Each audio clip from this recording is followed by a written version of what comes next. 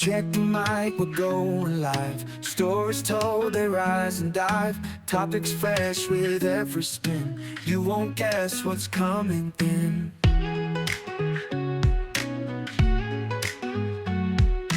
Every week a new surprise. Minds awake, never lies. Conversations bold and free.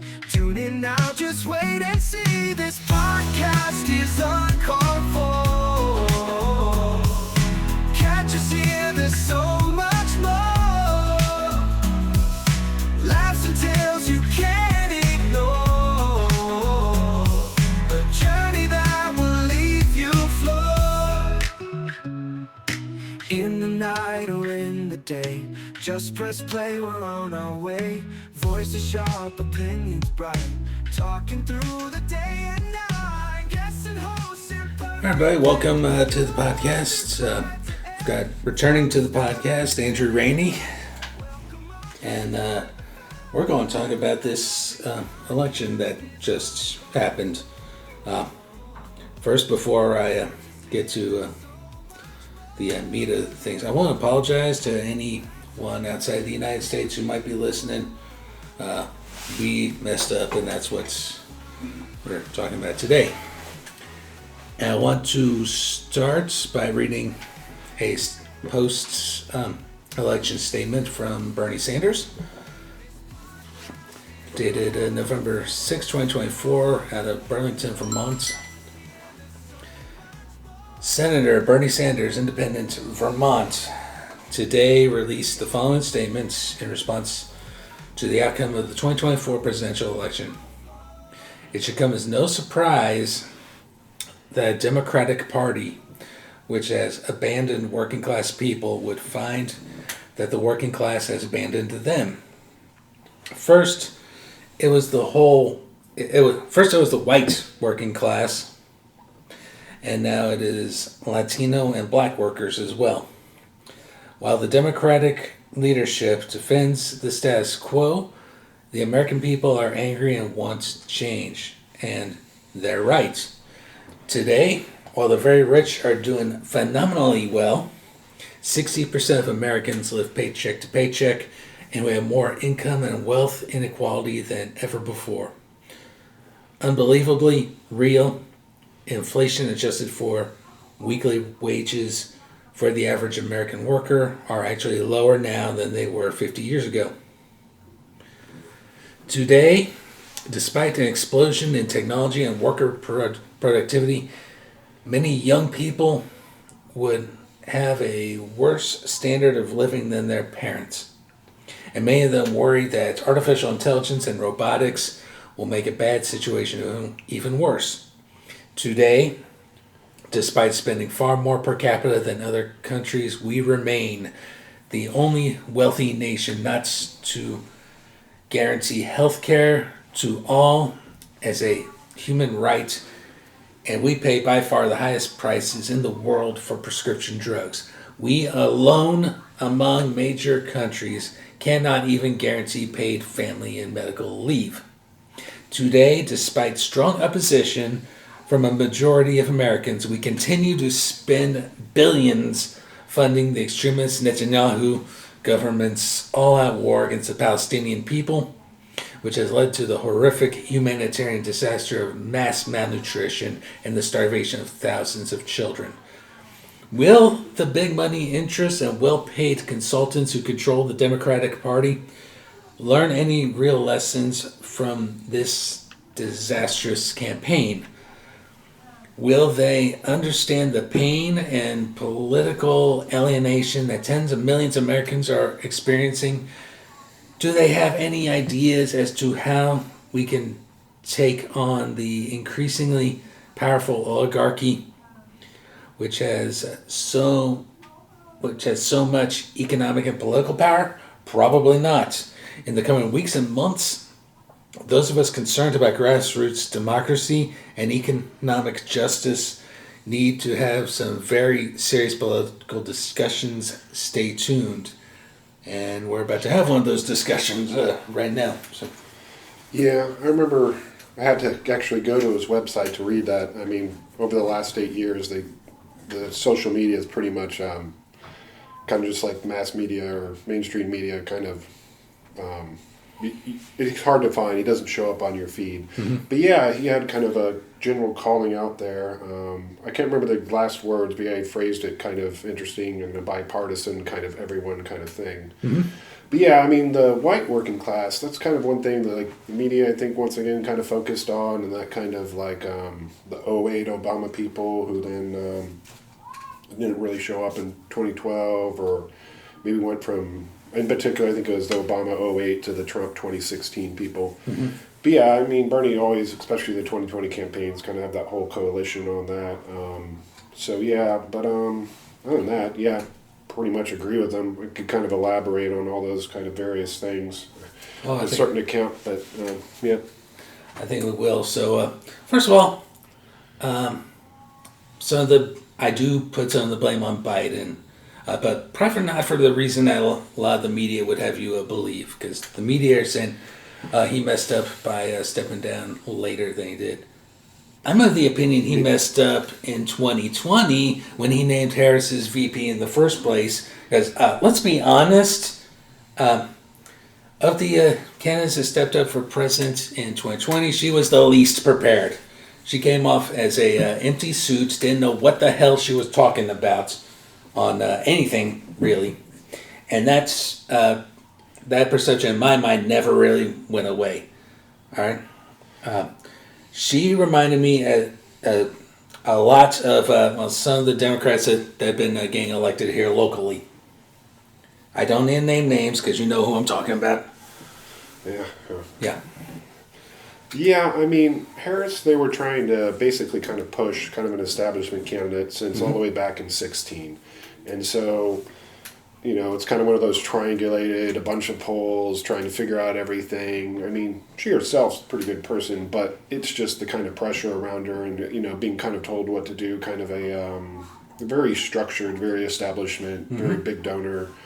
And it was just kind of all a setup. It was really no surprise when Biden picked Harris as the VP. Like, it was to happen, basically. It was designed. It's like a script or kind of like a movie. They were basically, kind of Democratic establishment, was kind of just planning this the whole time. So, yeah. But yeah, I think Cardi B made a pretty good statement as well. And yeah, Biden needed to drop out sooner. I believe I could probably dig up as well, but he said he'd only be serving for 4 years, I believe, when he was running in 2020 as well. He said he wanted to be a 2-term president, whatever that's supposed to mean. I could have to dig up I think that was his initial plan was, I'll just run for 4 years, turn it over to the next. And then Donnie decided, I'm about to go to jail. So to avoid prison time, I'm going to announce I'm running. All right. I think that is the primary reason, despite being a convict. All right, then let's keep that in mind, folks, that Donnie is a convict. 34 counts. He should be in prison for the rest of his life, but no, he found a way to get out of prison. And yeah. Yeah, that's kind of one of the big things as well. A lot of business people do that, especially. But when you get into politics, it's you're gonna things change, you know. But I think that was one thing. And then Biden said since Trump's running, he wanted to defeat Trump, so he was going to stay in it.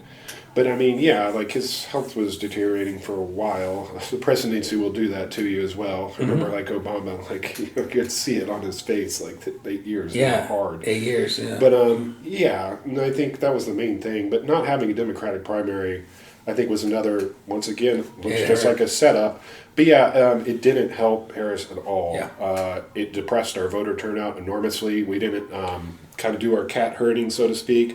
We didn't really kind of. The big tent party didn't reach out and try to get a coalition. They ran a really focused campaign. They didn't want high voter turnout. Voter turnout actually favored the Republican for the first time in my voting life. I'm 40.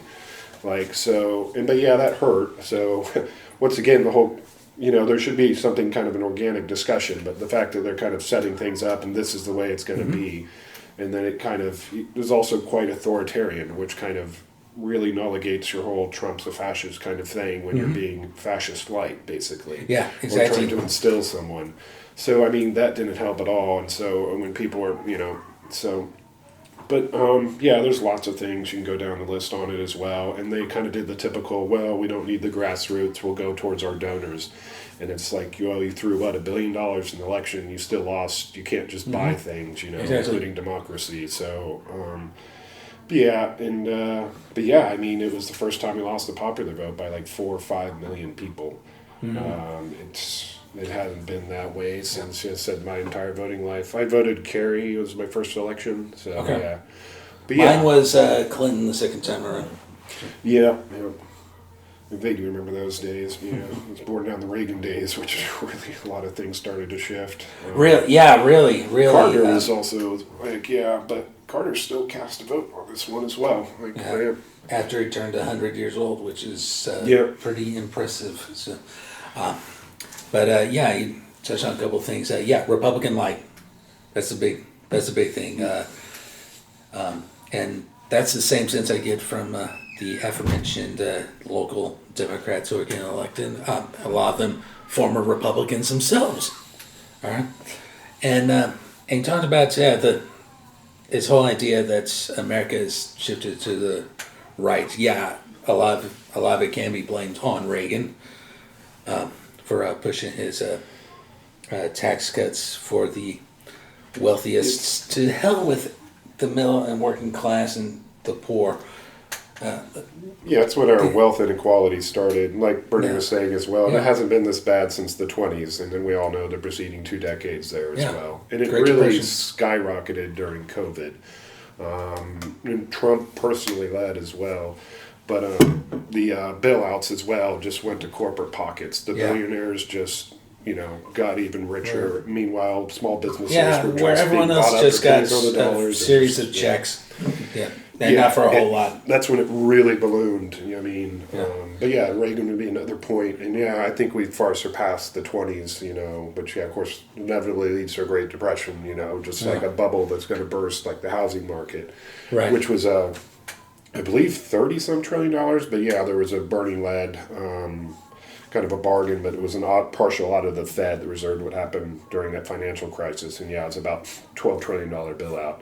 $2 trillion immediately got back, but there's a lot of economic worries on that note. But And saying on the right, for example, there's also this demonization of those of us on the left as we're anti-American and we're evil and stuff like that. That also goes back to about Reagan when a certain person by the name of Rush Limbaugh started spewing his mouth, and really that's the birth of the right-wing media ecosystem that has I think contributed to this situation as well.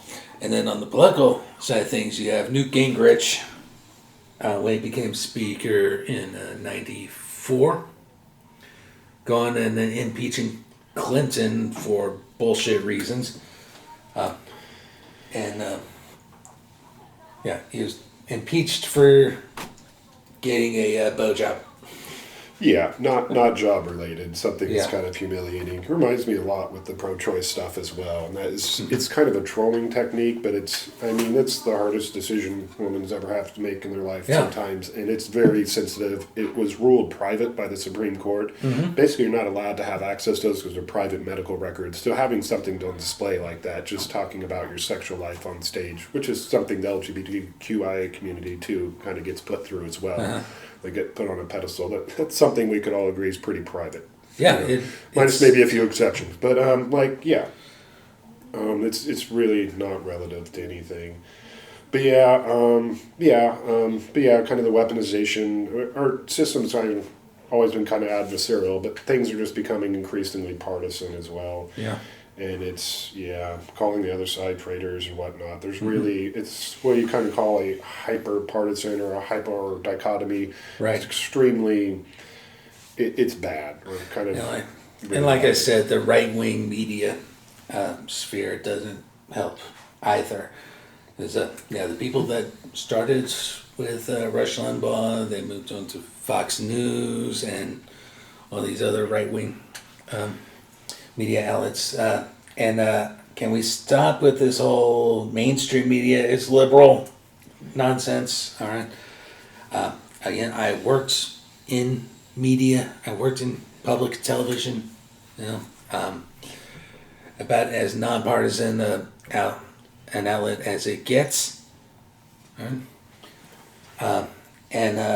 Let's be honest, our mainstream media outside of public television, outside of public radio, they're all owned by corporations. Corporations have their profit motives, and they're not going to talk about things that are going to undercut that bottom line. So we need to stop. I think that's another way we need to change things in this country. We need to stop with this liberal media bias bullshit. Yeah, there's a lot kind of that going on. But yeah, they're trying to sell a product, and kind of the old term yellow journalism, kind of more of a scholarly term, but it's kind of sensational as well. Remember, like a lot of the coverage following October 7th, for instance, as well, is just really just, once again, it's a technique, but you get to people's emotions, which is something you see more on the right as well. They prey on people's emotions. Yeah. Consider the left. There's some polling or studies that suggest it's more logical based. Mm-hmm. But yeah, no one has any critical thinking as well. Like, look at fake news. In the 90s, you had these tabloids, and no one thought they were real. Mm-hmm. Now people see that stuff, and for whatever reason, they're believing it. So, I mean, there's something kind of going on with our minds here. But yeah, and then, yeah, I mean, it's owned by, it's all that as well, you know, like, I mean, they gave a bunch of negative coverage of Trump, but they gave a bunch of coverage, the whole saying, there's no such thing as bad press. And so that really elevated him. Whereas Bernie Sanders, they completely gaslight him, completely ignored him, tried to pretend, and that's actually how you defeat someone. I mean, they're tactically actually helping Trump, even though it might not see like it, just giving him that amount of press. And, you know, I mean, yeah, then people point to Fox News, and but I don't know what to go in the media. There used to be laws, I guess, maybe to look into that, but journalists used to be kind of journalists, you know, like Walter Cronkite days. Mm-hmm. They used to be kind of dry, you know, kind of cut to the chase, really no bias and speak. I think one of my favorite reporters as well, which is a switch from Fox News to MSNBC, but it was kind of Ellison Barber, her coverage as well of October. It's just very cut dry, very to the point. There's no interjecting kind of an angle or anything like that into it. But yeah, and there's a few other ones as well you can see on mainstream media. I saw some of them too, like, you know, they would disobey the orders, so to speak. You'd see that a lot on both the kind of mainstream channels. And one cool one was on Fox News where they were mentioning immigration and how most of the legal immigration actually comes through Canada, including Hispanic immigration, which is what we're talking about, and why people are saying it's not comprehensive. We're not talking about border security or immigration. We're talking about South America and Mexicans and Latinos, and it's But yeah, okay. I get why people want to come to the United States, because there's not a whole lot of opportunity south of the border. All right, I get that, but they the right especially try to paint it as a bigger issue than it actually is. You know, it's really not that big an issue, but it also points to the whole racism thing, and I'm not, so we can't dismiss racism entirely. All right. So yes, racism did play a part in this election cycle, and that's another factor, because it was a whole lot of things that affected turnouts and the votes and everything. But racism was one of those things. I still remember 2008 doing a campaign call for the Obama campaign. We're Republicans. We ain't voting for no fucking... Yep. And then actually use the N-word, which I will not repeat ever on this podcast. So. Oh, I remember, yeah. There's kind of come out of the closet. 2000s was kind of another surge as well, and then kind of reacting to Obama.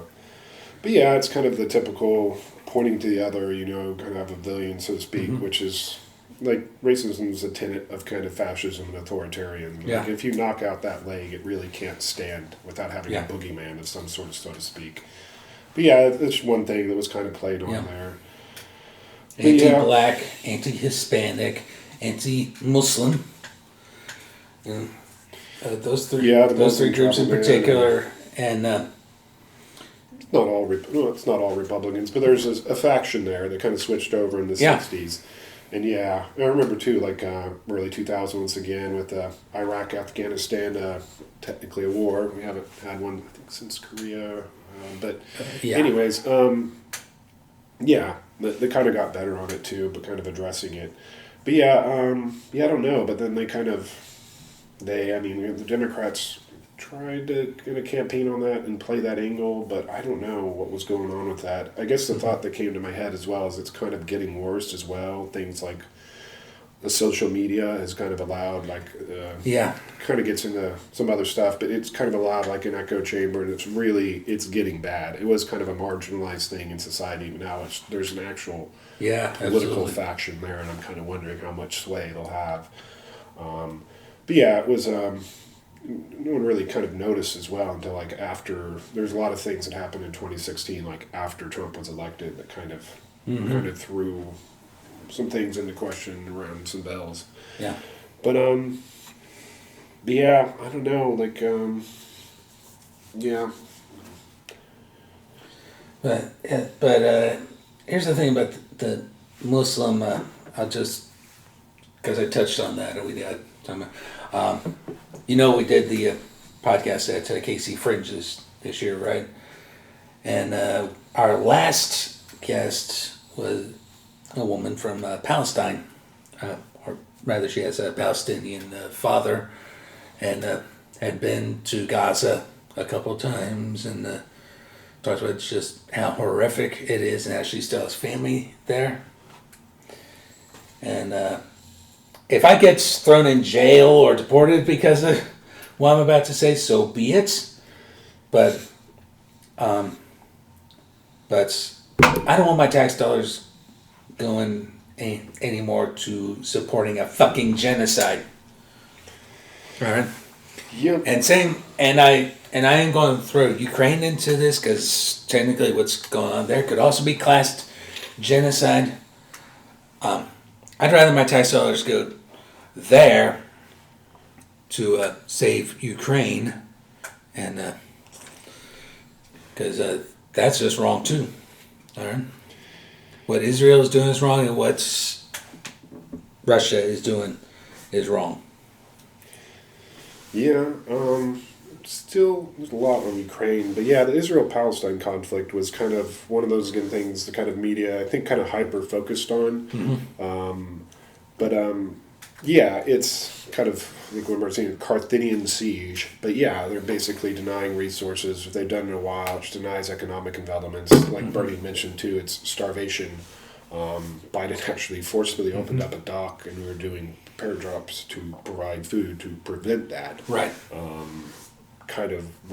Who knows what would have happened if we didn't do that, but I'm going to guess the calculations were made that a lot of people were going to die. But yeah, it is a very big issue. It's kind of been a big issue, kind of compartmentalizing things. But yeah, it's going on for a while.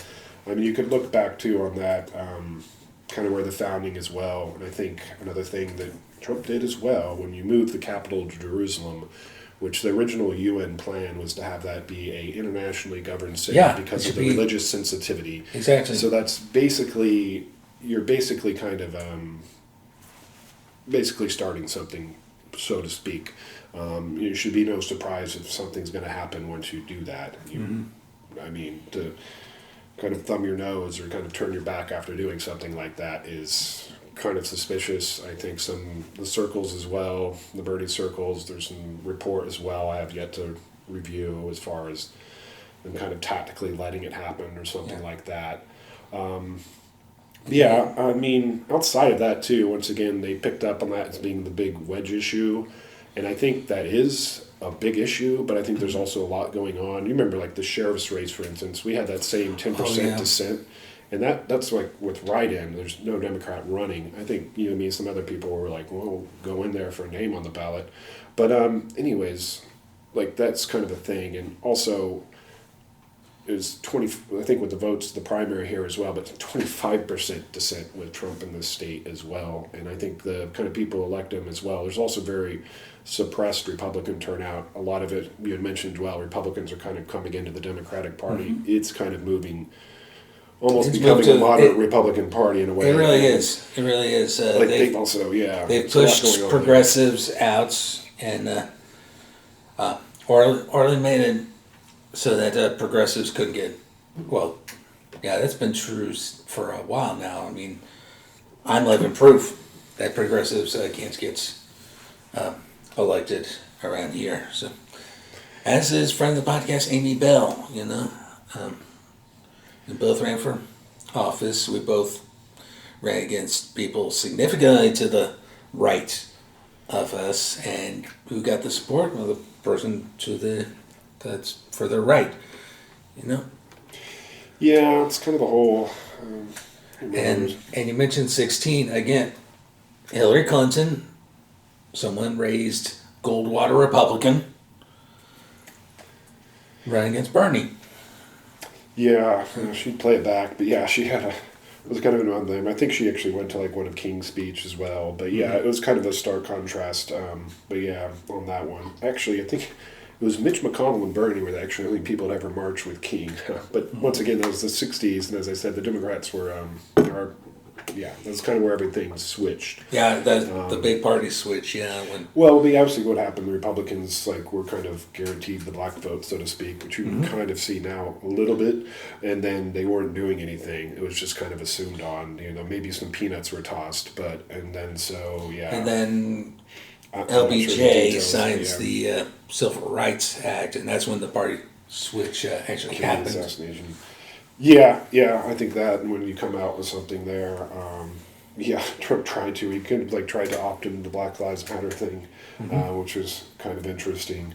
But for that kind of angle as well. He was on that campaign in the streets as well. And there was quite a bit of Republican Trump and police support initially as well before the shifts.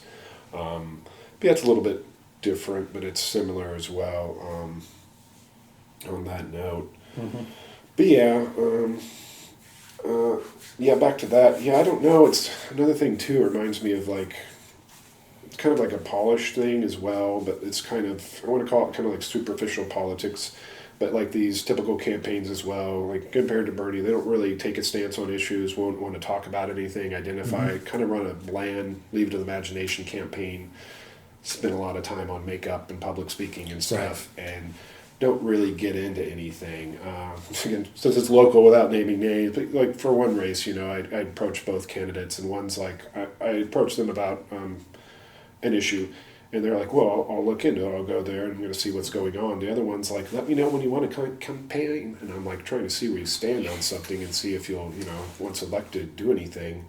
And so, but yeah, it was, I think you can take a guess who campaign number 2 might have been, or something like that. But yeah, you mentioned sheriff, so that's at least one positive we can talk about is that we're going to have a Democratic sheriff in this county. It's the DA race, though, so that's one thing that's going on right now as well. So I have to give me a second to filter myself. But yeah, the DA race too, because you can investigate something, but when you put this is a public comment from an Overland Park Public Council meeting or Public Safety Committee meeting. Sorry, I have to rewire my speech after some car accidents. But anyways, they were discussing white collar crime, like embezzlement, a lot of the stuff we're seeing. What Trump's basically stacking 30-something felony counts on. But yeah, but they put it to this DA and they won't do anything. But yeah, I saw Steve Ho, I believe, and yeah, who knows why, as well. I think Vanessa had come to one of the party meetings and kind of get a breakdown on that as well. And our campaign there at the last minute as well. I saw some YouTube ads, some other stuff as well. So there was kind of an interesting push there. Yeah. But yeah, But we do have a sheriff, so that's have a kind of historic as well. I mean, sheriff and treasurer are kind of things that are kind of partisan. You don't really see a lot of Democrats there. You can see them pick up mayor or governor seats and stuff. But yeah, that's criminal justice in general, I think's a very interesting thing going on. As far as locally, I think those were the two races to pay attention to. I don't even think I looked at the exact numbers, but it looks to be where things are going on there as well. Right. Other than, of course, I think Laura Kelly, I think had a PAC and a bunch of other people trying to break that supermajority, which I think barely filled across the board. It did. It did. It kind of gets a little weird when there's those thin margins. So yeah, 4 more years at least, marijuana will be illegal in Kansas. Oh, yeah, I mean, we're kind of surrounded on that one. But yeah, I think eventually as well. I think marijuana legalization as well. I think there's just a bunch of corporate interests waiting to kind of corner the market. And if you recall from 2016, that was an issue I ran on.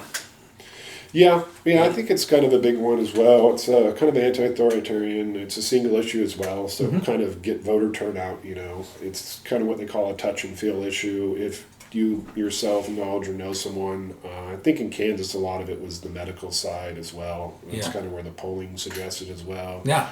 Where Kansas wanted it. And I've been at some doors too, and some people are like, yeah, I just don't want to smell it, or, zoning thing, maybe something like that. They didn't mind, as long as it kind of wasn't in their face, so to speak. But yeah, the medical was pretty big. Yeah. But yeah, I think it's always an interesting one.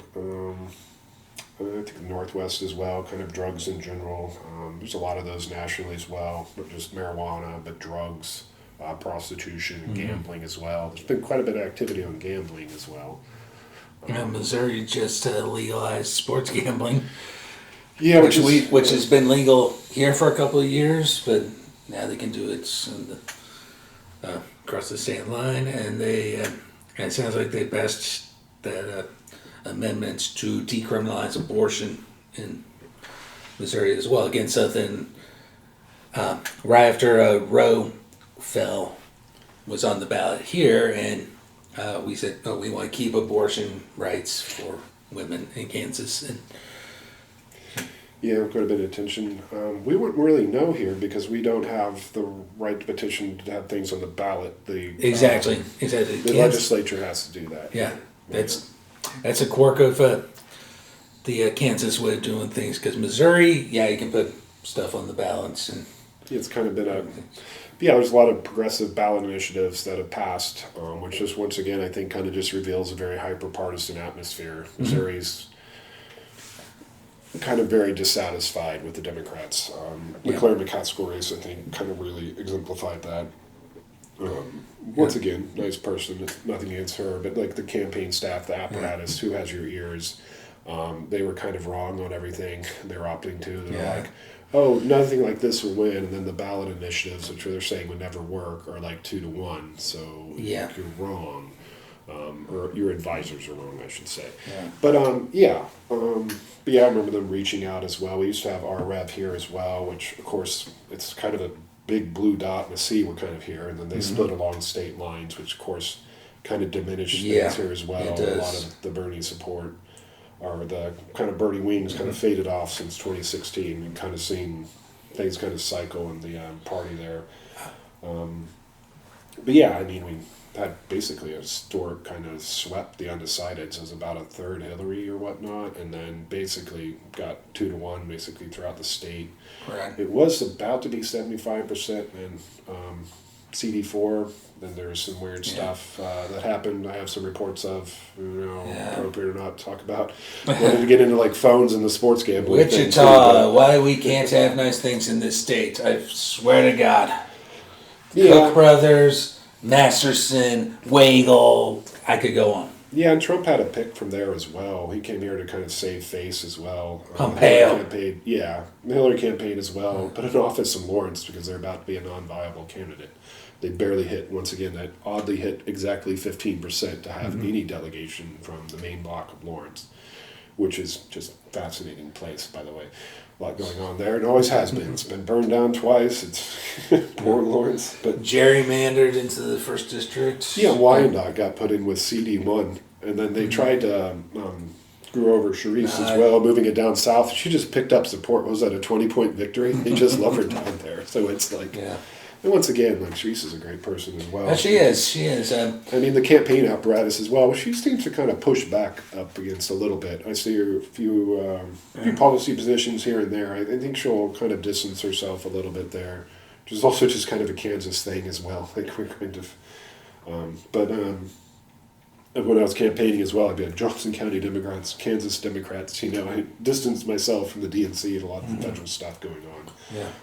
But yeah, kind of it's that way as well. Like, take Republicans for instance, and like Montana Republicans are very different than a lot of other Republicans. Like, it's different. Or Vermont as well. It's kind of a unique. I think a Republican governor as well. Yeah, the only independent in the country. Which was a big thing with Bernie as well, with the hyper-partisan atmosphere, being an independent, really, that was a lot of our support, like double digits probably, just having those kind of creds, so to speak. Sure. Yeah. Back to this election, I did vote, but I wrote in Bernie for president. Right? That was my protest, fuck Donnie, fuck Harris. I'm just going to vote my conscience, and my conscience says write in Bernie. Yeah, there's still a lot of write-ins on that. I did vote. I didn't vote in the primary. Probably should have, considering the DA race. But as I said, I've had a lot of health issues as well, so I wasn't really kind of able to jump in this one. Normally I do some poll watching or something. The last one I kind of jumped in as well was 2020. Went down to Georgia. After I beat COVID and was sort of immunized, decided to go down there. Actually followed the Trail of Tears in reverse. I think most of the paths as well. Went back and forth twice there. But anyways, and that was kind of the last time I was able to do anything on that. Of course, with our ref split. I think Black Lives Matter, but that's kind of different. It's protests, if you ever had protests. It's your kind of really point is to draw attention. There was a lot of policy that I think came out of that as well and stuff. And some other things, I guess I would say, kind of revealing. I think that's another thing, kind of, as I said, I think Democrats kind of came in there, I want to say collectively, but some people Democrats, and try to they kind of move that campaign while attacking it too at the same time, and try to get voter registration and people kind of mobilized. And that's where I really think you kind of started seeing a lot of anti-Trump stuff. But a lot of that was this segment of the Trumpers who are basically, use the R word, but bigoted, prejudice, we saw a lot of that, like I saw... I've chosen to start using the phrase, willfully ignorant.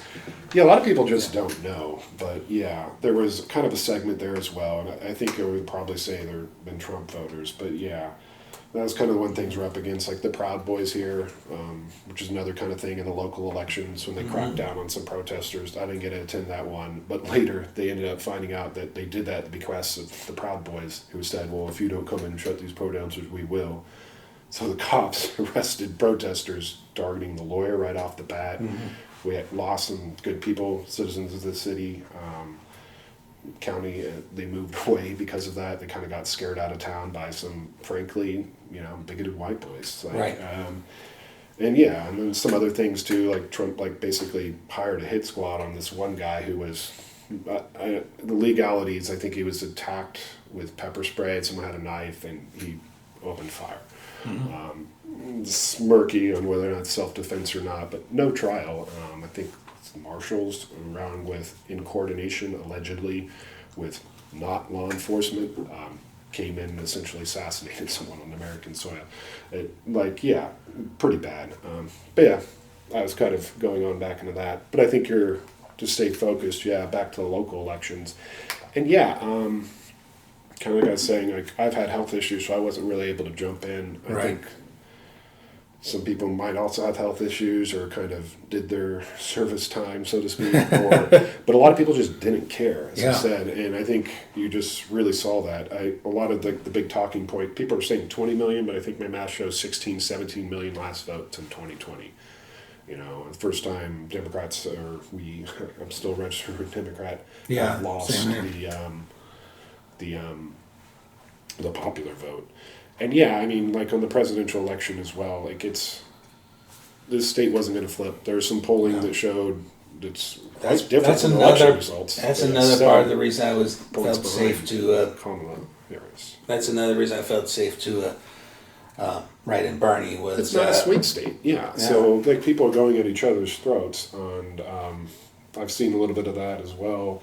But it's like, this isn't a swing state. Like, there was some polling there where Harris was behind 7. I think I saw that as well with Hillary months before the election. Once again, 7 points. The election day results were very different. There's only one polling that showed the state flipping, and that was Bernie versus Trump 2016. Even then, from a good campaign end, without discussing internal campaign stuff, but it probably wasn't going to happen. Once again, it just kind of forces their numbers here. But we had some ideas on how to flip the state, if anyone's interested. But yeah, like they say, once again, public information on media as well. Like unless we can get rural outreach, we've got like a blue county now. We swept the commission seats locally. Yeah, I saw that. Adios, O'Hara. Yeah, get the F out of here.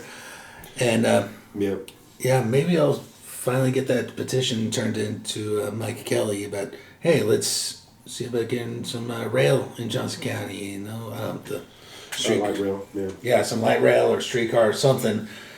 Get us off of, transition us off of cars, man, it's expensive. Yeah, they're planning on that with the developments, but I'm weary as well as far as it being green, mainly because in a time where we have massive wealth inequality, like people's houses and people's cars are their financial assets, particularly their houses, but their cars as well. If you've got a nice car, you also kind of have $10,000 in the bank. You have some collateral, which can get you some capital to kind of invest stuff.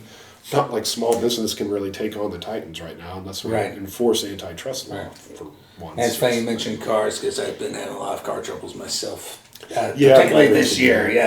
Yeah. I know a little bit of work. I've mainly worked on Hondas, but with the with the delivery vehicles as well. I kind of have to find an old they call granny car, which is basically low mileage and low year, because a lot of your depreciation's how old the car is. It still runs just as good, but if it's old, low mileage, that's the one to look for.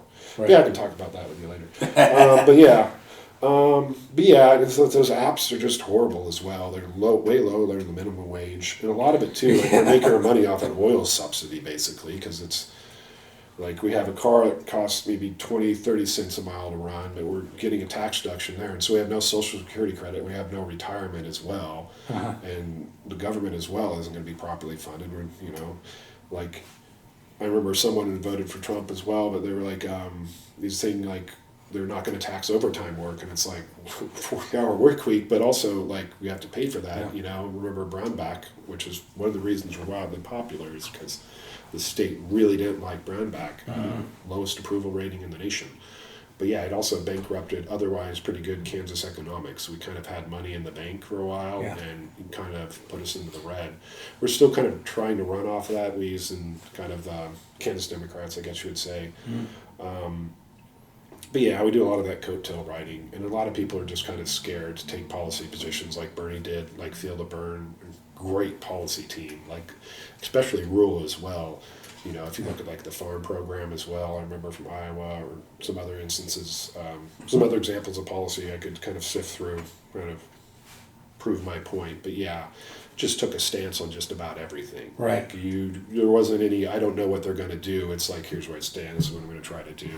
They can do. It was very open and transparent in that regard, but also swept rural Democrats enormously, I believe, at least in 2016. Buttigieg, for some reason, in Iowa. That was a whole other mess. As I've been telling people, we were instructed to do math by hand because our cell phones wouldn't be trustworthy. I don't know what happened in Iowa as well. I heard ground was gained there as well. But I think the DNC as well kind of pointed to Iowa Democrats decided to use cell phones to tabulate vote counties. And I'll digress. I'll get that stuff to the campaign. They're already aware of it as well. They haven't made it public. But on that note as well, just trying to cover myself here. But yeah, like a lot of things like that, Bernie made a good point as well. And he's like, we kind of have to deal with these things privately. because he doesn't want to suppress voter turnout. He doesn't want people to think that their vote doesn't count. And like, you still have to get out there. It still matters. You know, like, I mean, like in 2016, I got a lot of our alternate delegates and delegates throughout the state there because it's like, we still need to show up to show them we're there. And I can guarantee you it mattered. It sent waves. All of a sudden, I wasn't allowed access to Missouri delegates. All of a sudden, they're saying, depending on who shows up, we're not going to change delegate count. But also another thing that was happening during that time is the Hillary people didn't care. They weren't inspired anymore. And so some of them weren't going to show up at district level. It actually in Missouri happened as well. And the party decided to make the rules up on the fly, and we're like, just like here. We're like, well, it doesn't matter. Actually, it does. It's in your laws. We would have had, I think it happened in several states. But yeah, we had people there who care. And also, yeah. So there was kind of a tactical thing when sort of leaks started happening that a lot of Hillary delegates were just kind of wanting to, they just decided to not show up. But anyways, sorry. yeah. So yeah, back to 16, back to what they did with me, as I know we've had this discussion before about the volunteer who allegedly was telling people, So I did have an expert on the podcast. I think I shared that episode with you where he said that what that volunteer did could possibly be a crime if we ever figured out who it was. Yeah, the statute of limitations. Statute of limitations would kick in here too because that was 2016. We're now in 2024 and going into 2025. Basically what happens there, and it's the same a lot with misinformation or fake news, I guess, depending on what you want to say. But it was a joke, right? That's what they're going to say. If I was kind of anticipating legal arguments there, it's the same thing as I mentioned with misinformation or fake news is a lot of it's labeled satire. Yeah. And so they're able to spread it unless you look at the bottom. It's the same in the 90s with the National Enquirer. It has this warning, this is satire label, But like they had a comical thing to their voice as well for the people there. I think one person had pressed them on him and like, I don't actually have to sign this against the caucus. Like, oh no, I'm just joking. But it's still a way to, comedy is also kind of a way of testing boundaries and exploring things. Which the right does a very piss poor job at, if we're talking about comedy. But yeah. The jokes are funny. But yeah, I'm still it's too bad we never found out who the volunteer in question was. Oh, I do remember from. She said they're an elected representative. He's an elected representative, so. I know who the volunteer who was doing that was. I remember their face. But yeah. If it's who I think it is, yeah.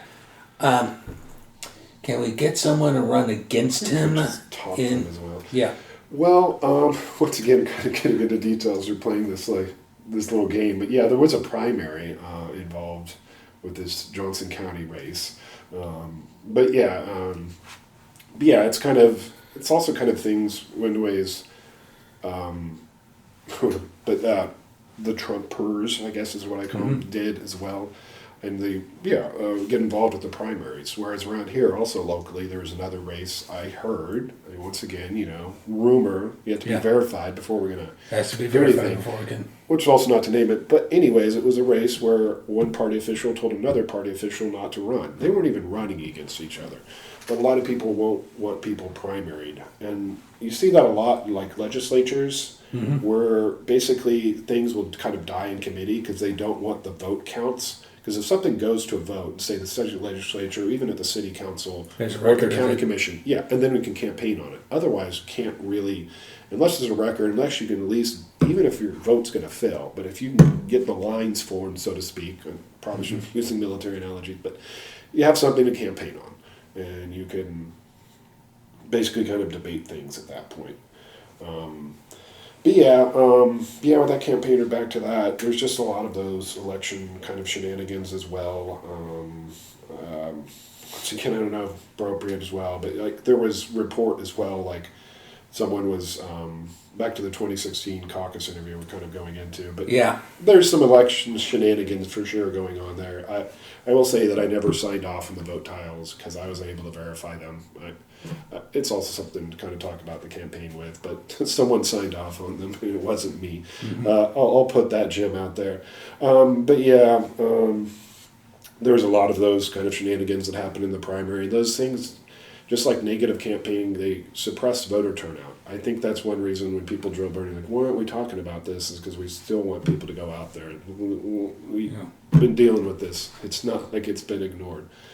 But yeah, I mean, I know it's as well. There's been kind of various movements. I kind of use an analogy as well. The Republicans kind of had a bunch of pro-lifers, and they came at the committee person seats, which I believe who's elect people in the course of vacancies as well, typically. They get together and vote. I think in this case with the presidential Democratic primary, the electors of Biden basically decided that Kamala Harris would be the nominee, which I'm confused because a lot of it, I was like, the Rules Committee didn't even know what was going on there. It was kind of like a whole panic. And of course, obviously, like no one's going to mount a campaign in, what, a week, was it? Before the official, like, Right. No one's got, like, especially when it's In which case, you just go with, this is what should have happened. yeah, They should have gone with an open convention. Yeah, the party Like, official. pick whoever you superdelegates. want, all right? Pick whoever you want at that point, and the winner gets it. That's not what happened at all. All right.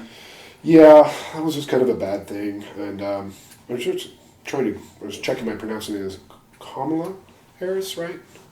Yeah. Anyways, but yeah, like she did the best, had the best response to it as well. Like knew this process was kind of skewed, knew there quote had to be a process of some sort here. We need to do something. Kind of knew that this was kind of going to be a disaster. There was a bunch of things that were kind of happening around that point as well. Basically, kind of Biden was stumping with Bernie and AOC. I saw that on the media when I was looking around things. But who knows with a search engine algorithm when it's trying to show me, like, a lot of things that happened in 2016. We have kind of this organic descent and kind of organic thing going on at the party. And then the Republicans or whoever, maybe foreign actors, going to amplify it to increase dissent. You know, a typical, once again, kind of, I'm going to use military now, but divide and conquer, basically. Yeah. Get us fighting each other. Yeah. But yeah, like that was one thing that was going on. And yeah, from there, I think it was just kind of, Yeah. a lot of people were working a lot. You just didn't have the energy, and they were depending a lot on basically money and donors and ads. And No I kidding. never got asked to volunteer. I got asked to volunteer by Magente, and I believe it was the AFL-CIO who was the only ones who did it that I know asked me for money. I didn't even boot up my Bernie email address because I wasn't very active, but I'd imagine as well as probably a lot of substance there from the Bernie email. Sure.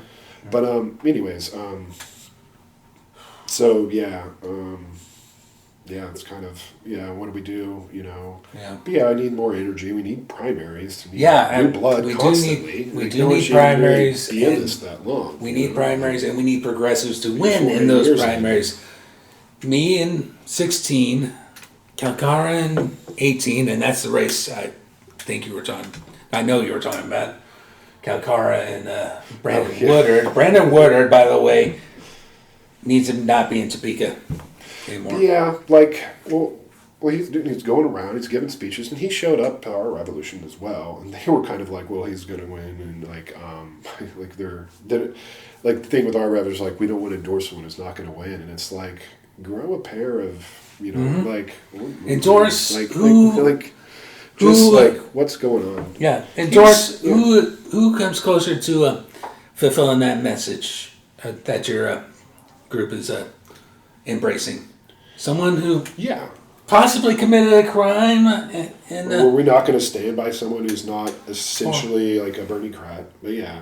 yeah. Just because they're not going to win. But they were studying infrastructure, you know, just kind of like Laura Kelly's kind of like a policy wonk. They were learning how to do their job in preparation for the case they got elected. They know what they were doing instead of going around waving. But yeah, instead, back to the crime thing. Yeah, that's a bad technique. It's coercion. There's a lot of people as well. Discuss inner Bernie primary. Like a lot of that stuff is. Was never in the inner circle, so I shouldn't know anything. But basically, like, hiring like aggressive, like telemarketers, practically. You know, kind of aggressive marketing strategies. And like people don't like that, and people don't like scripts either. Like when I was training canvassers, it's like just go out and like, why do you support this person? Just maybe have an opening script, but just get an organic conversation going. Yeah. Be a real person, Like I think that's one thing like Ron Paul said about Bernie Sanders as well. It's just like really he's an authentic person. Yeah. But he was kind of mad because the 2012 group kind of moved over to the 2016. So they're like, where'd you all go? And it's like. They were all yeah. And 2020 also featured a primary where Progressive got trounced, and that was Brandon Smith was the Progressive, who, by the way, lives right behind me. Yeah, Ward 2. Yeah. 22nd House District. Yeah. No, that was the House. I'm thinking of the Ward 2 race. Oh, yeah. I remember Lindsay had called me. It was pretty cordial, but like they were basically on the other fence of the primary. It's still like... I'm sorry, Lindsay, you're never getting my vote. I'll be writing myself in every time that you're on the ballot unopposed. Yeah, that's an uncontested blue race. So, the only way you're going to get new leadership there is a Democratic primary. Yeah. But no, I had a nice conversation with her and everything. But it was basically like I was going off the primary campaigns I was on, going off the primary campaign she was on, and I think basically every single one of them were opposite. But she's a nice person. But yeah, it's one of those things. And we definitely need to find someone, since you bring up city council, we definitely need to find someone for Ward 1. Once again, it's kind of like a blue or northeast quadrant, but it's kind of one on that. But again, Republican light. Like certain people can, kind of appeal. Like if you don't like that characterization, Logan, well, fuck you. That's what you are. But they just run for the moderate. It's kind of one of those things, which is just it's running for the pocketbook. Mm-hmm. It's like it's also just not taking a stance. But I forgot what was going on with that. The various races. Oh yeah, I remember only because after the RREV split, which is kind of one of the main sort of. It's actually unaffiliated. It's its own thing, which I can attest for because they do their own thing. But we only had the one. It was the candidate in DOT, which was a big kind of scandal because of some things he did in his past that he didn't want to fess up to. Yep. He didn't want to acknowledge it. There was no, I tried to, just message him on Facebook, tried to set up a meeting. It created a lot of, and of course this is all, it's all internet. So there's the dynamic of the internet. Yeah. Maybe some glitches, but people also are just, it's Facebook, and stuff like that. Social media, people are angry, they're kind of at each other's throat.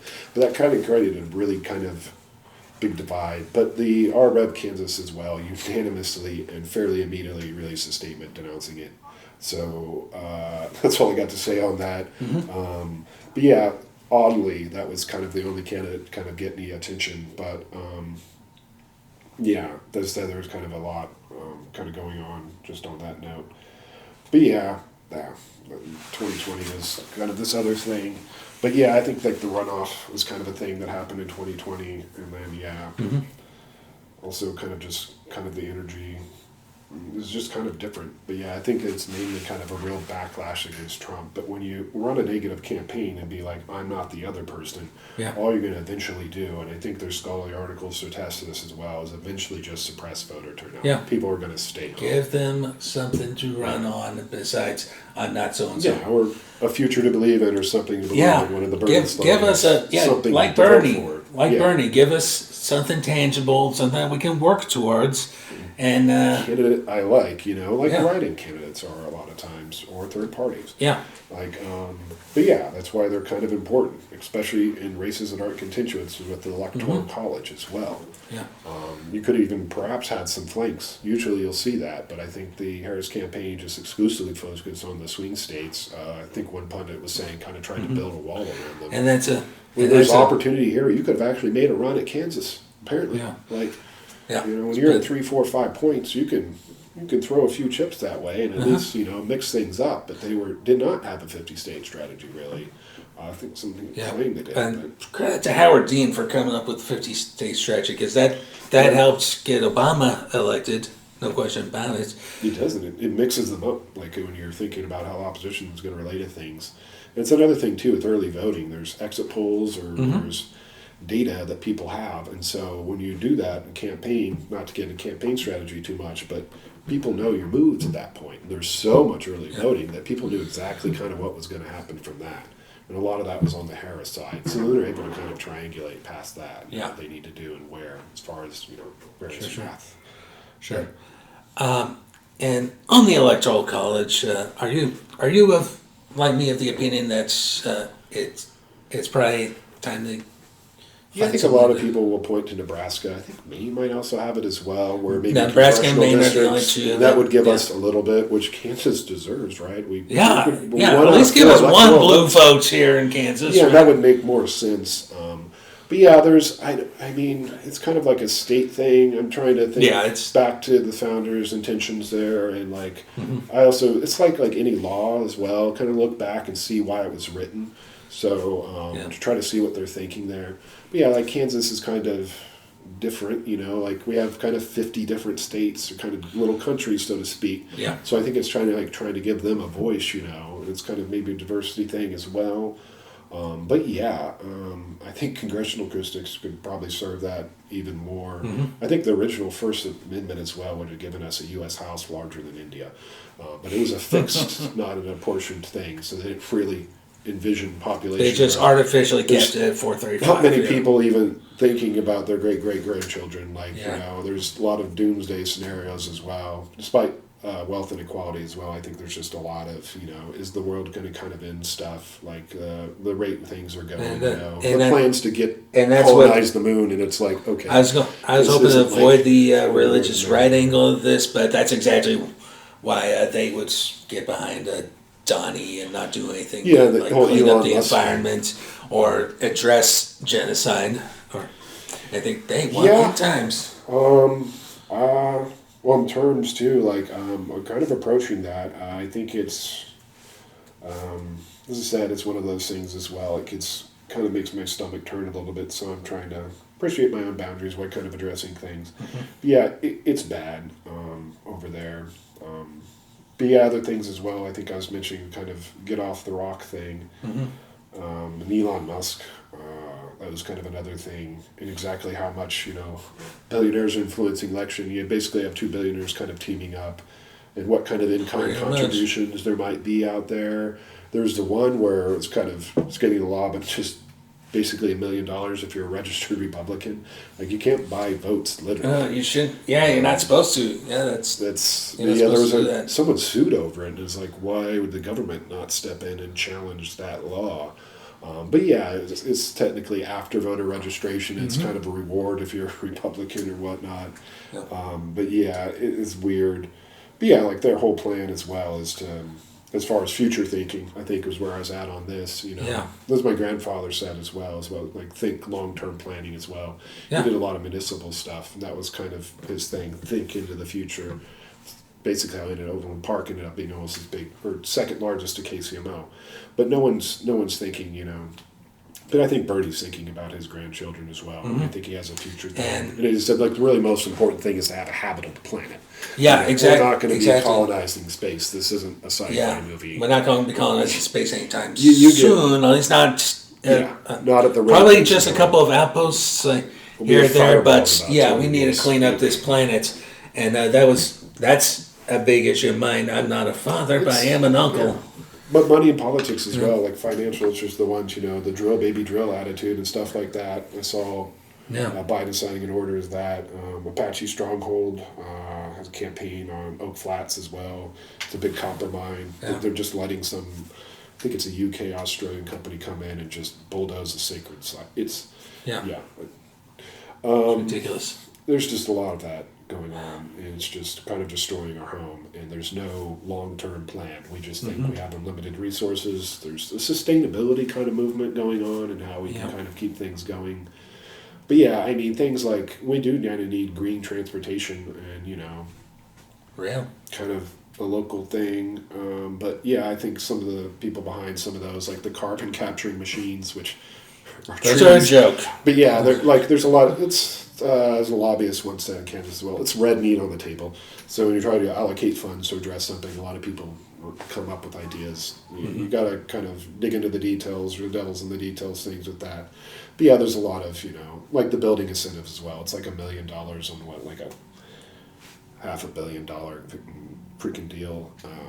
It's, yeah, a lot of it's kind of not authentic and serious, and yeah, they're just kind of, like, I think there was, Republicans used to point this out as well a while ago, but like, it was, I think during the Gore era, I think it was somewhere around there. I think it was Al Gore. But anyways, they're mentioning like a lot of the green stuff. It's just someone trying to sell you something, and it's not actually authentic. I can buy a product at the store, but unless I actually go there and inspect the factory, the whole supply line, and see if this is or isn't, I'll never know. That's one thing with local as well. Like a lot of it's just, as far as emissions and stuff, is the buy local thing. Things don't have to move far,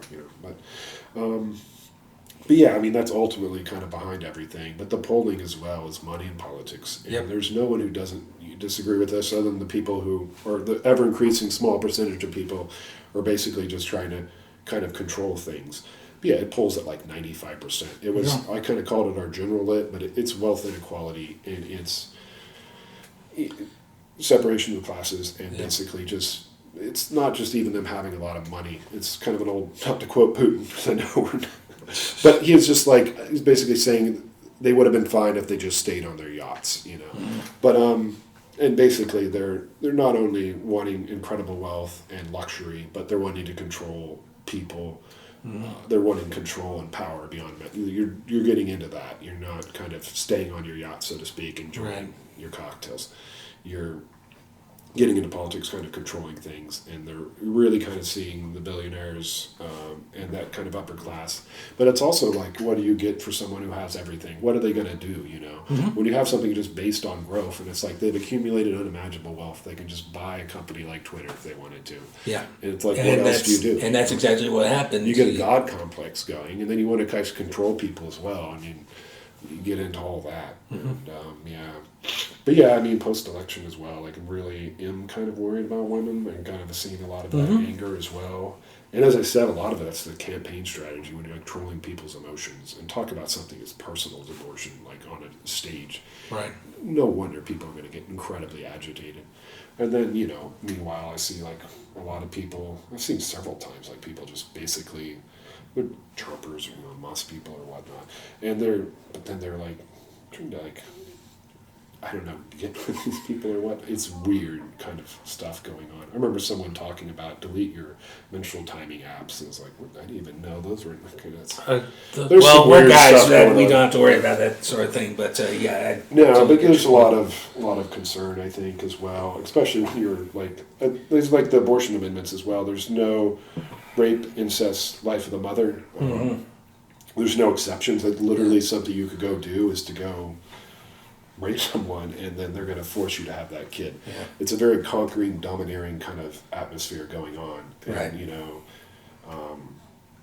people kind of like act chill about it, but it's crazy out there. Anyways, but yeah, I just noticed some other kind of weird things going on with that. But yeah, too, like I think one of the delegates here as well, and it's, I mean, we do need, women in politics, and I think when we do candidate recruitment, I mean, making sure we're diverse is a thing. But when you just solely campaign on that, like we saw a lot, you can't. It's okay to campaign if you're a woman, but you can't campaign on vote for me because I am a woman. You can't do that. Hillary did that. Harris did that. What did that get them? Back on it a little bit, I think. But yeah, it's I use that term identity politics. People have strayed from that. But I call it like putting people on a pedestal, or use the Malcolm X quote, and like the appointed black savior, so to speak. They saw a lot of that as well going on. And like, this isn't anything of substance. Let's dig into policy. Let's see what we can do. Some things I saw in Black Lives Matter. I didn't get to listen to every single speech, but they're out and about on the internet as well, and in conversations, a lot of actual substantive policy to kind of address things, compared to putting someone on pedestal, basically. And I think the big thing there is they don't care. They're using you, basically. This isn't authentic, because one of the delegates I was trying to talk about, this is LGBT issues as well, but, I remember when they weren't there. They're warm weather friends, so to speak. So it's like, it's only when the polling kind of showed that this was advantageous or possible that they come over, as I said, kind of like making a stand and being on the right side of history, with like Bernie in the 70s, I think Bernie in Vermont might have actually been the first city to throw a gay pride parade. But yeah, back again too, like that's sex we're talking about too. So it's like, it's kind of a private thing, or in those communities, like putting something like that on a pedestal is going to arouse people's emotions. And it's something that usually doesn't work in Democrats' favor as well. Like Republicans are usually going to prey on that, It's also kind of like Trump was a Schrodinger candidate, especially with the internet and targeted advertising, anti-LGBT or whatnot, or let's pick on trans folks. Meanwhile, there's queer Trump, and he's actually as an LGBT candidate at the convention in 2016, and they were simultaneously doing things that are contradictory. But with the nature of the internet and targeted campaigning and advertising, which there's a ton of, But yeah. You can do that, I guess. Yeah. Of course, the one demographic I have to scratch my head on that voted for Donnie is the Latino vote. I mean, he explicitly they told these people, I will nice. deport you. And they voted for him anyway. Yeah, well, the mass deportations is a frightening authoritarian thing, which I guess we might witness. But yeah, not all Latinos are illegal. Not all blacks commit crimes and stuff like that. But yeah, that's kind of a thing that's been kind of swaying around in that vote as well. I don't really do demographic politics. That's one thing that's kind of irritated me since I got into politics. I kind of look at the knife in the back, use another Malcolm X quote. So I kind of look at hate. But usually someone will know someone in those communities as well and what's going on with that. There's also kind of like, I walked uphill both ways to school, so you have to too. And so I did the paperwork. There's a wide range of things as far as immigration. I consider jaywalking kind of, I'm the radical open border extremist. Democrats aren't. But there's a lot of going there too as far as criminals as well. They're also going to use, I think it came out in the debates as well. They're going to use military intelligence for these things. They don't. They're interested. Don't use the military. Another public interest thing, as well. They're interested in spies. But it's things of that nature. But there's a lot going on there. But I don't know. I mean, you could do some polling. Best case is just go ask someone. I don't know if it was really any surprise to anyone as well. A lot of people, or pundits, I guess you should say, it's a lot different when you get to doors.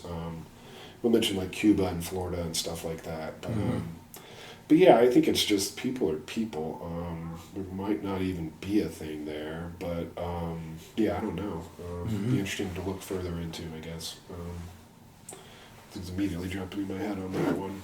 Well, and I think we... the deportations, I think we touched on it earlier, that their rationale is, everything's more expensive now. But then again, this side effect of the pandemic, it's affected inflation worldwide. So it's not just a U.S. thing. It's a worldwide 15, $17 an hour minimum wage as well, which is also another thing that kind of transcends parties. It's a data point Republicans are gathering as well, as far as Republicans are interested in that. But we got Bernie and campaign, a lot of kind of coalition, I don't know what word I'm looking for, but in general there kind of got a lot of 15, 17 hour, raised wages, and then it's not an organic thing that happens, which we saw at local levels with increased spending power, but basically corporations then created inflation. It's mainly fast food as well, but I saw the whole inflation thing kind of unfold. I pay attention to prices, I'm poor. But there's these major corporations that kind of artificially raise prices to begin with, and then you see, I think it would be called residual inflation or secondary, and a lot of the other things kind of went ballot, and then they started talking about inflation. But a lot of it, especially is on fast food as well, and of course the pandemic as well, which is just another thing that happens when you basically print money. But that's what we needed to do. We needed to chill out, beat this virus, and so you use debt. That's what happens whenever we have a catastrophe as well. We should be dipping into our savings, really, right? That would be nice.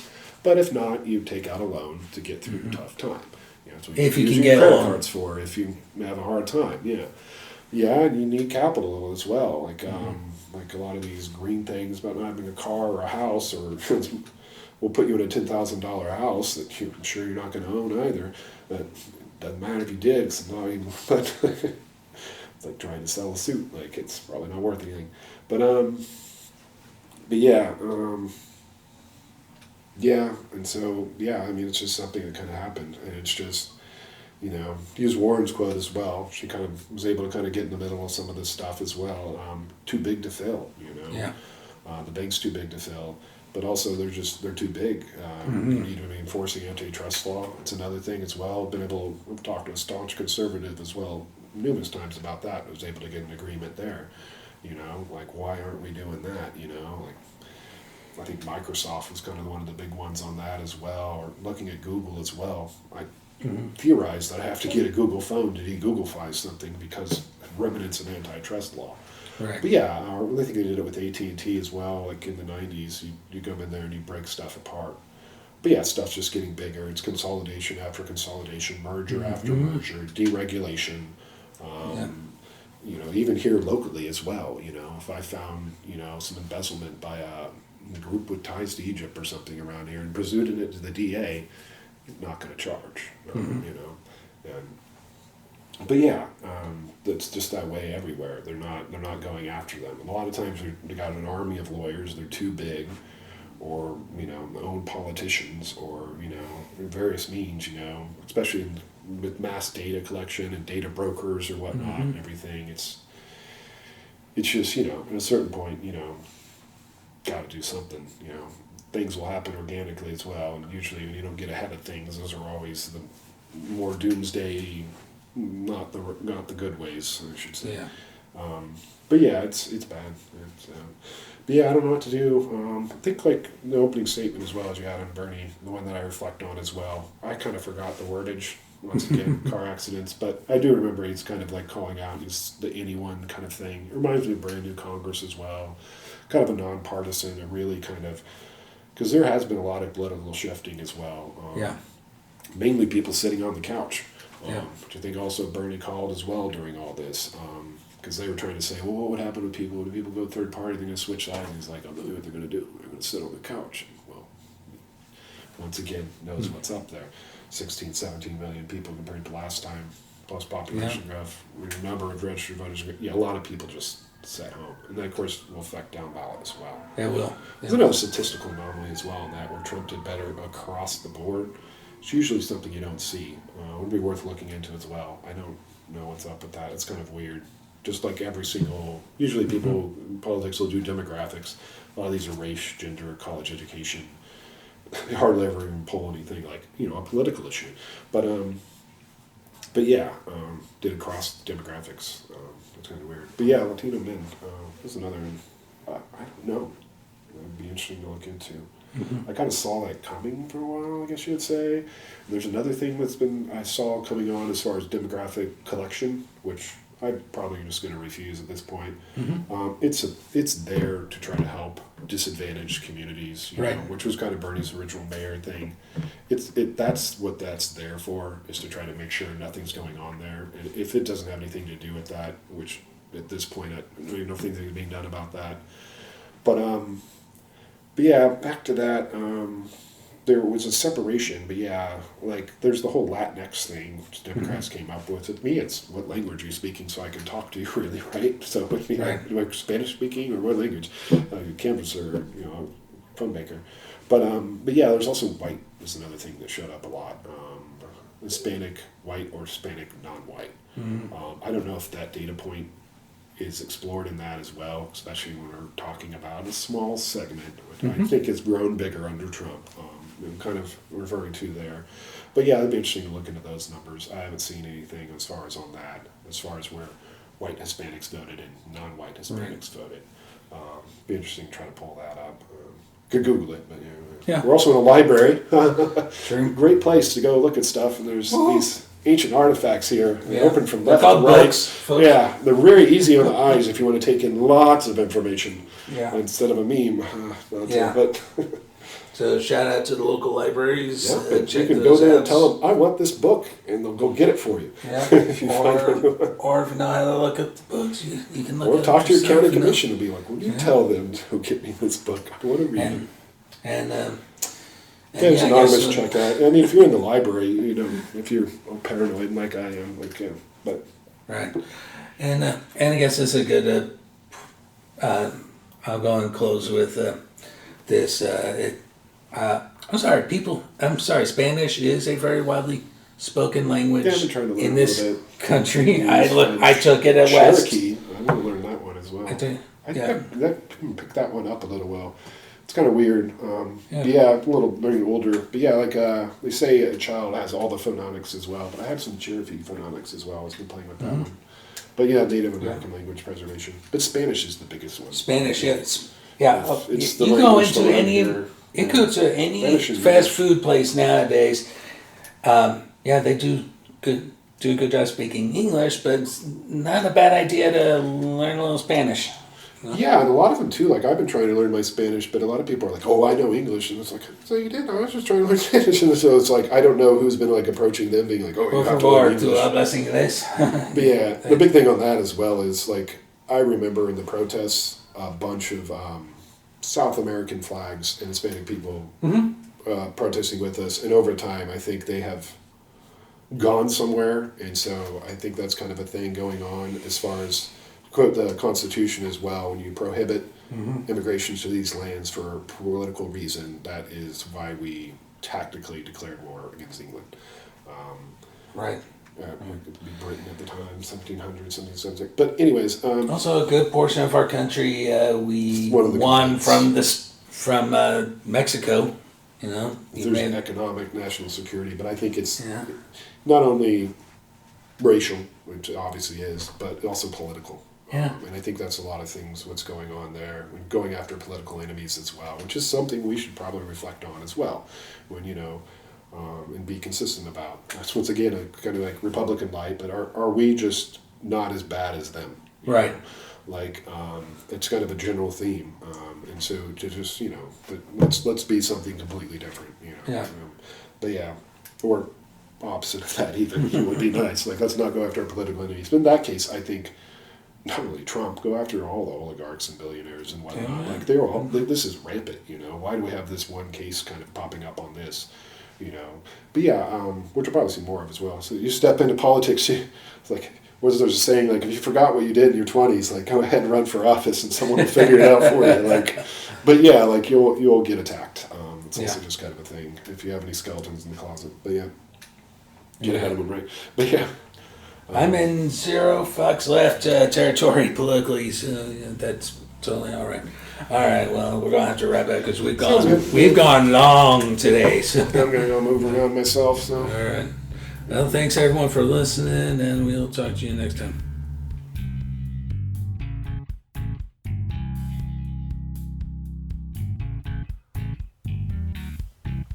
This podcast is Uncalled For, is hosted, produced, and edited by myself, Mike Chernevsky. Our opening music created by Suno.com, Suno.com, is simply this podcast is Uncalled For theme music. Our outro music is Raw by Kevin MacLeod at Incompetech.com and is licensed under Creative Commons by Attribution 4.0 license.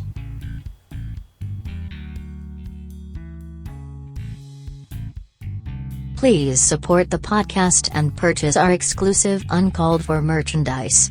T-shirts, sweatshirts, mugs, stickers, and so much more. Go to www.cafepress.com/uncalledforpod. Thank you so much for listening. We will see you next time.